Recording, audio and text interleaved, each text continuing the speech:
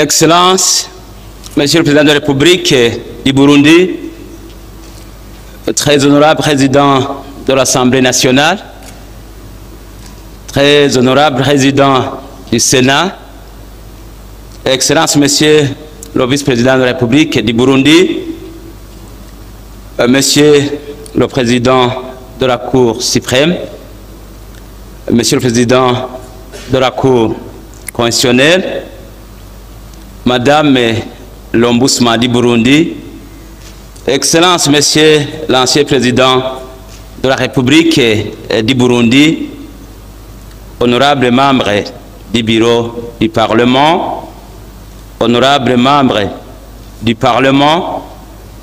très honorable Président du parti au pouvoir, le CNDD-FDD, Mesdames, Messieurs les hauts cadres de la justice, Mesdames, Messieurs les hauts gradés de la Force de défense nationale et de la police nationale du Burundi,